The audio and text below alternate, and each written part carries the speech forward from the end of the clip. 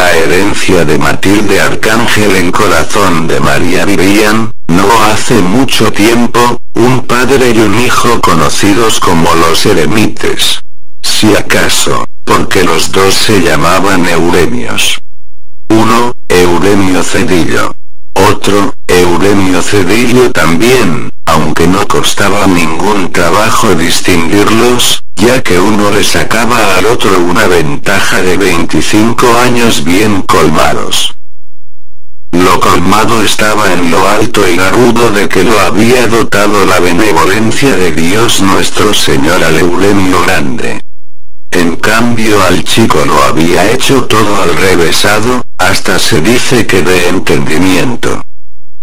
Y por si fuera poco el estar trabado de flaco, vivía, si es que todavía vive, aplastado por el odio como por una piedra.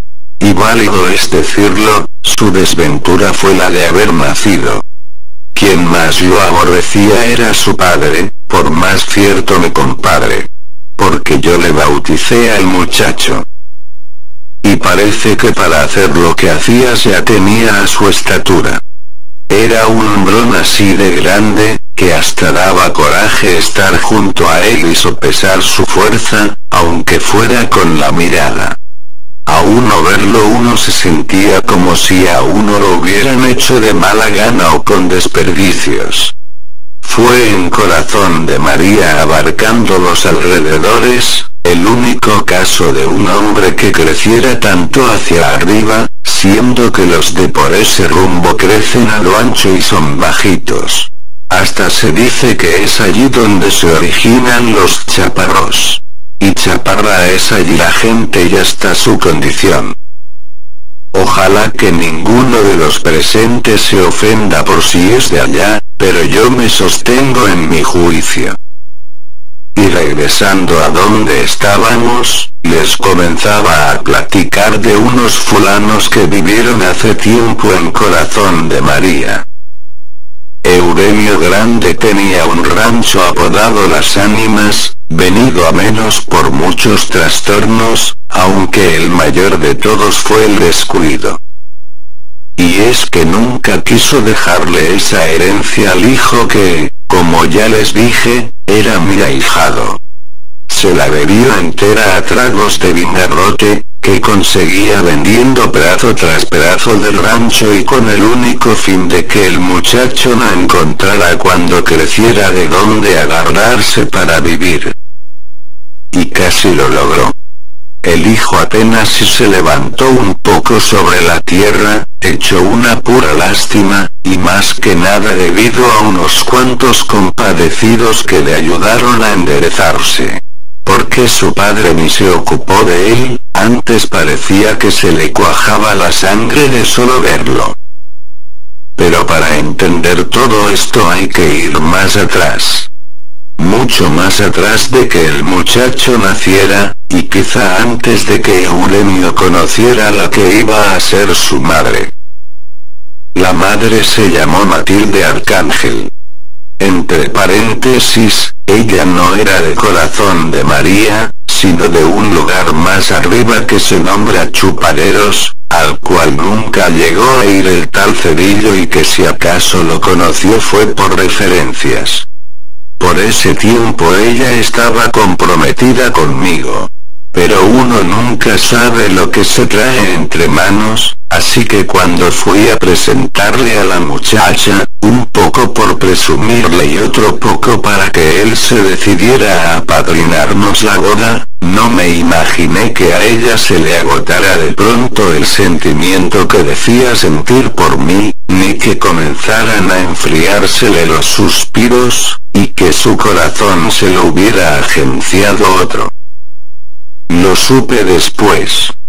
Sin embargo, habrá que decirles antes quién y qué cosa era Matilde Arcángel.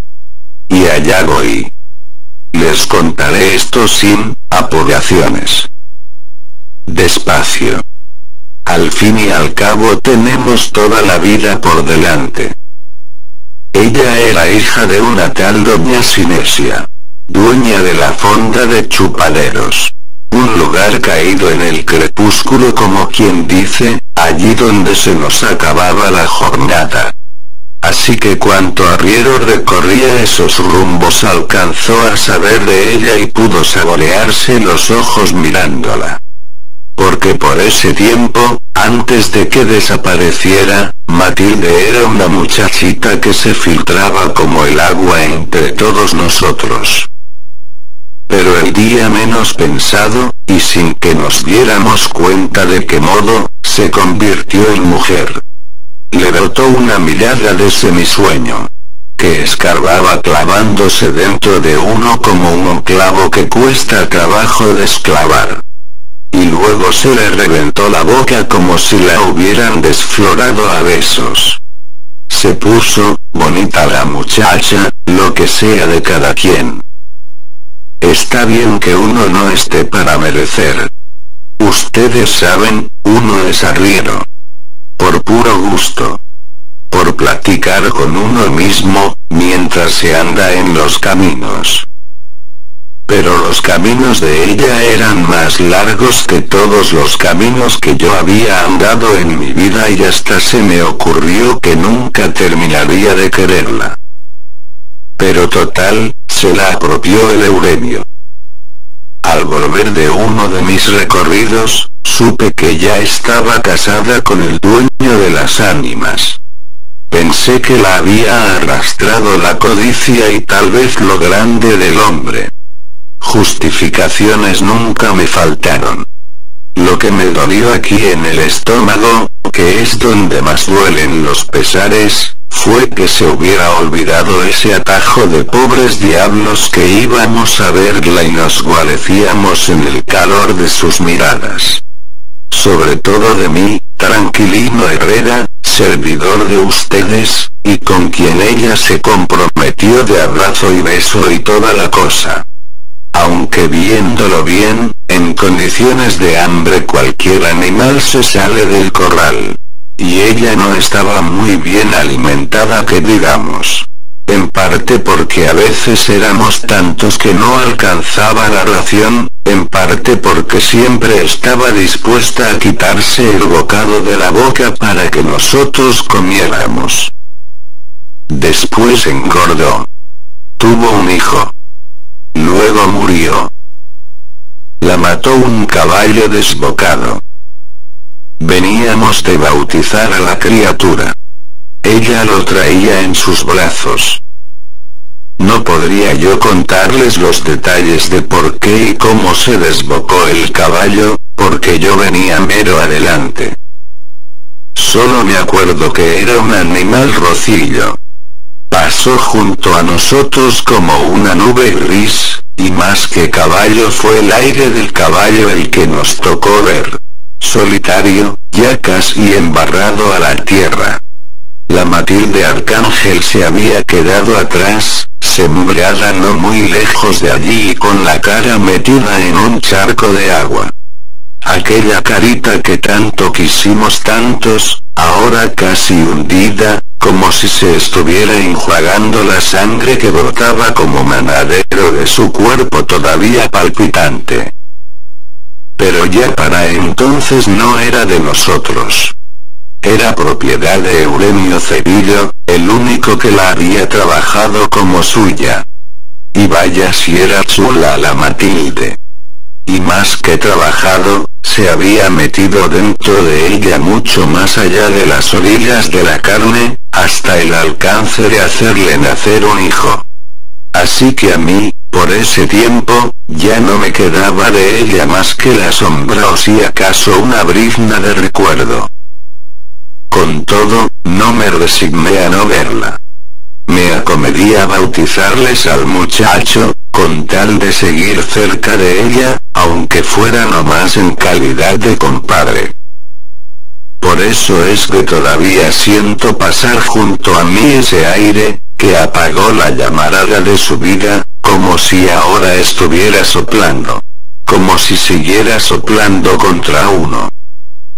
A mí me tocó cerrarle los ojos llenos de agua. Y enderezarle la boca torcida por la angustia. Esa ansia que le entró y que seguramente le fue creciendo durante la carrera del animal, hasta el fin, cuando se sintió caer. Ya les conté que la encontramos embrocada sobre su hijo. Su carne ya estaba comenzando a secarse, convirtiéndose en cáscara por todo el jugo que se le había salido durante todo el rato que duró su desgracia. Tenía la mirada abierta, puesta en el niño. Ya les dije que estaba empapada en agua. No en lágrimas, sino del agua puerca del charco lodoso donde cayó su cara. Y parecía haber muerto contenta de no haber apachurrado a su hijo en la caída, ya que se le traslucía la alegría en los ojos. Como les dije antes, a mí me tocó cerrar aquella mirada todavía acariciadora como cuando estaba viva. La enterramos. Aquella boca, a la que tan difícil fue llegar, se fue llenando de tierra. Vimos cómo desaparecía toda ella sumida en la hondonada de la fosa, hasta no volver a ver su allí, parado como horcón, Eugenio Cedillo. Y yo pensando, si la hubiera dejado tranquila en Chupaderos, quizá todavía estuviera viva. Todavía viviría, se puso a decir él si el muchacho no hubiera tenido la culpa. Y contaba que al niño se le había ocurrido dar un berrido como de tecolote, cuando el caballo en que venían era muy asustón. Él se lo advirtió a la madre muy bien, como para convencerla de que no dejara berrear al muchacho. Y también decía que ella podía haberse defendido al caer. Pero que hizo todo lo contrario. Se hizo arco, dejándole un hueco al hijo como para no aplastarlo. Así que, contando unas con otras, toda la culpa es del muchacho. Da unos berridos que hasta uno se espanta. ¿Y yo para qué voy a quererlo? Él de nada me sirve. La otra podía haberme dado más y todos los hijos que yo quisiera. Pero este no me dejó ni siquiera saborearla. Y así se soltaba diciendo cosas y más cosas, de modo que ya uno no sabía si era pena o coraje el que sentía por la muerta. Lo que sí se supo siempre fue el odio que le tuvo al hijo. Y era de eso de lo que yo les estaba platicando desde el principio. El Eugenio se dio a la bebida. Comenzó a cambiar pedazos de sus tierras por botellas de vinagrote. Después lo compraba hasta por barricas. A mí me tocó una vez fletear toda una recua con puras barricas de vinagrote consignadas al Eugenio. Allí entregó todo su esfuerzo. En eso y en golpear a mi ahijado, hasta que se le cansaba el brazo. Ya para esto habían pasado muchos años. Eugenio chico creció a pesar de todo, apoyado en la piedad de unas cuantas almas. Casi por el puro aliento que trajo desde al nacer. Todos los días amanecía aplastado por el padre, que lo consideraba un cobarde y un asesino, y si no quiso matarlo, al menos procuró que muriera de hambre para olvidarse de su existencia. Pero vivió. En cambio el padre iba para abajo con el paso del tiempo. Y ustedes y yo y todos sabemos que el tiempo es más pesado que la más pesada carga que puede soportar el hombre. Así, aunque siguió manteniendo sus rencores, se le fue mermando el odio, hasta convertir sus dos vidas en una viva soledad. Yo los procuraba poco.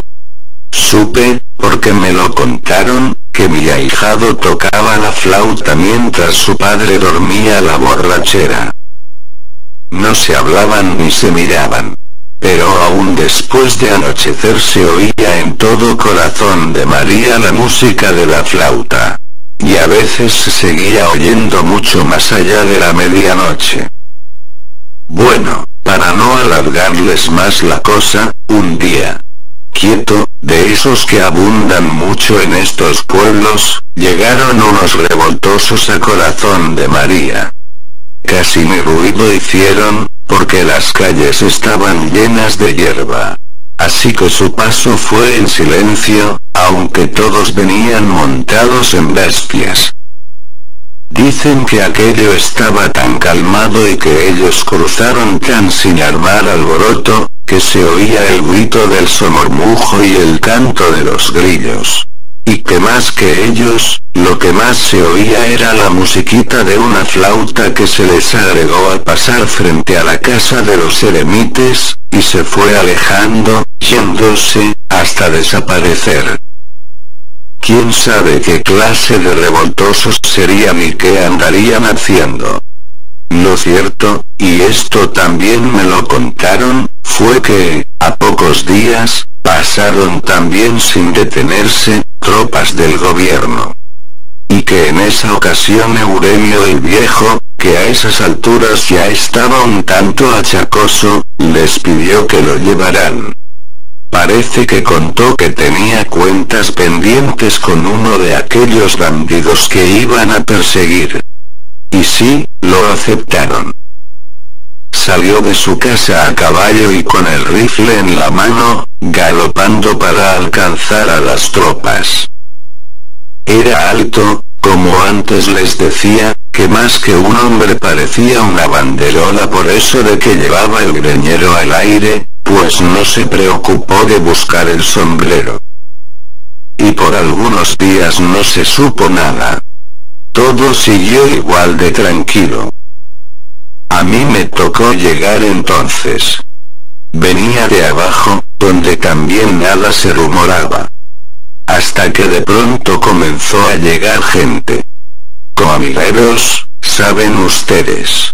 Unos fulanos que se pasan parte de su vida arrendados en las laderas de los montes, y que si bajan a los pueblos es en procura de algo o porque algo les preocupa. Ahora los había hecho bajar el susto. Llegaron diciendo que allá en los cerros se estaba peleando desde hacía varios días. Y que por ahí venían ya unos casi de arribada. Pasó la tarde sin ver pasar a nadie. Llegó la noche. Algunos pensamos que tal vez hubieran agarrado otro camino. Esperamos detrás de las puertas cerradas. Dieron las 9 y las 10 en el reloj de la iglesia. Y casi con la campana de las horas se oyó el mugido del cuerno. Luego el trote de caballos. Entonces yo me asomé a ver quiénes eran. Y vi un montón de desarrapados montados en caballos flacos. Unos estilando sangre, y otros seguramente dormidos porque cabeceaban. Se siguieron de largo. Cuando ya parecía que había terminado el desfile de figuras oscuras que apenas si se distinguía de la noche, comenzó a oírse, primero apenitas y después más clara, la música de una flauta. Y a poco rato, vi venir a mi ahijado Euremio montado en el caballo de mi compadre Euremio Cedillo. Venía en ancas, con la mano izquierda dándole duro a su flauta, mientras que con la derecha sostenía, atravesado sobre la silla, el cuerpo de su padre muerto.